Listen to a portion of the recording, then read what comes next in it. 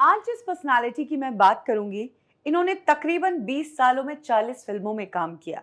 लेकिन एक टाइम ऐसा आया जब इनके पास काम ही नहीं था, तो इन्होंने ज्वेलरी की शॉप खोली। और फिर एक ऐसा भी वक्त आया जब उस ज्वेलरी की शॉप को बंद करके उन्होंने संन्यास ले लिया और वो साध्वी बन गई।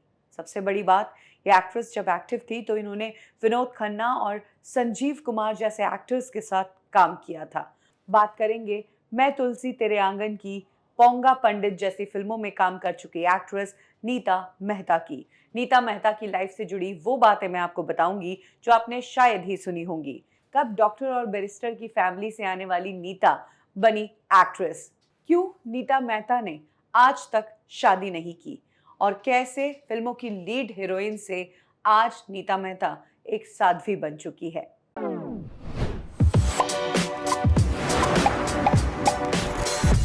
नीता मेहता का जन्म मुंबई में रहने वाली एक गुजराती फैमिली में हुआ। उनके घर में सब पढ़े लिखे थे। पिता बैरिस्टर थे और मदर डॉक्टर थी। तो समझ जाइए कि घर में पढ़ाई का कितना माहौल होगा। लेकिन नीता एक अलग ही सोच की थी। वो बचपन से ही एक्ट्रेस बनना चाहती थी। फिल्म इंडस्ट्री और ग्लैमरस वर्ल्ड की तरफ उनका ध्यान कुछ ज्यादा ही था। पढ़ाई में ठीक ठाक थी, लेकिन मन बहुत कम लगता था पढ़ाई में। इसी बीच जब वो कॉलेज में गई और कॉलेज का एडमिशन भी उन्होंने ले लिया, तब उन्होंने न्यूज़पेपर में एक ऐड पढ़ा कि एफटीआईआई करके एक इंस्टीट्यूट है जहां पर फिल्म इंडस्ट्री की पढ़ाई करवाई जाती है। नीता को तो फिल्म इंडस्ट्री में जाना था, इसीलिए तब नीता ने एफटीआईआई के लिए अप्लाई किया। हालांकि उन्हें ज़रा भी उम्मीद नहीं थी कि उनका एडमिशन होगा, क्योंकि 20,000 लोगों में से कुछ 4-5 लोगों को ही सेलेक्ट करना था। नीता ने फॉर्म भरा, एडमिशन के लिए अप्लाई किया और नीता सेलेक्ट भी हो गई। और यहाँ से नीता की ज़िंदगी बदल गई।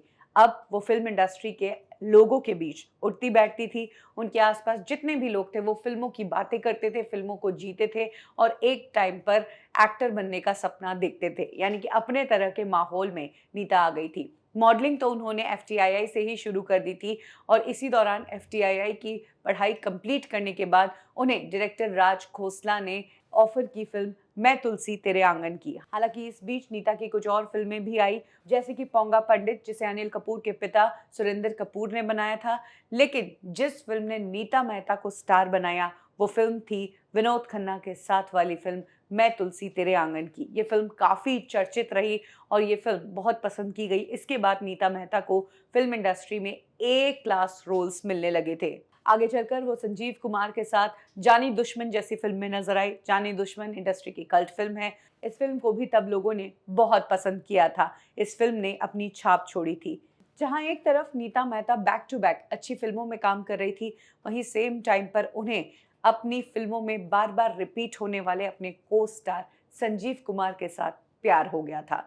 जी हाँ, नीता मेहता ने संजीव कुमार के साथ आगे चलकर पत्थर से टक्कर और हीरो जैसी फिल्मों में भी काम किया। और ये वो टाइम था जब वो संजीव कुमार को बेहद चाहने लगी। संजीव कुमार से शादी करने के सपने देखती थी।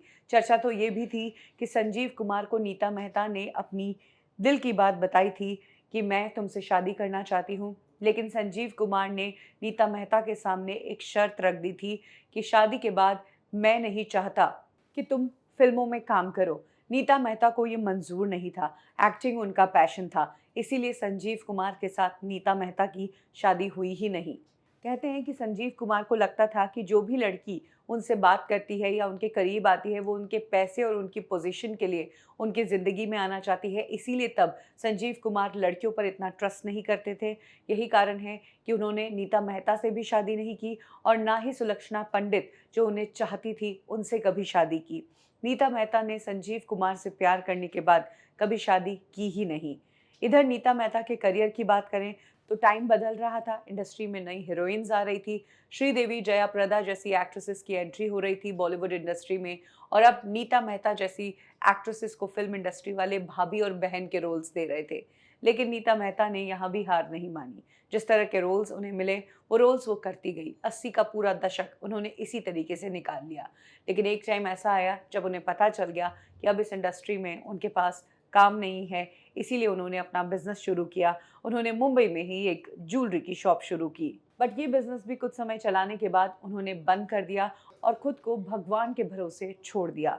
नीता मेहता बहुत ही स्पिरिचुअल थी। उनके माता पिता शुरू से ही माँ आनंदमयी के आश्रम जाते थे और उनके भक्त थे। नीता मेहता बचपन से ही माँ आनंदमयी के आश्रम जा रही थी और जब उन्हें लगा कि ये बिजनेस विजनेस करके कुछ नहीं होना है, तब उन्होंने भी सब कुछ छोड़ छाड़ कर आश्रम ज्वाइन कर लिया और वो माँ आनंदमयी की फॉलोवर बन गई। फॉलोवर बनने के बाद उन्होंने अपना पूरा डेडिकेशन आश्रम की तरफ ही दिया। इस बीच अपनी माँ आनंदमयी के लिए उन्होंने एक किताब भी लिखी, जिसके बाद वो आनंदमयी की सबसे बड़ी फॉलोवर बन गई और अब वो एक साध्वी है। वो मुंबई में ही रहती है।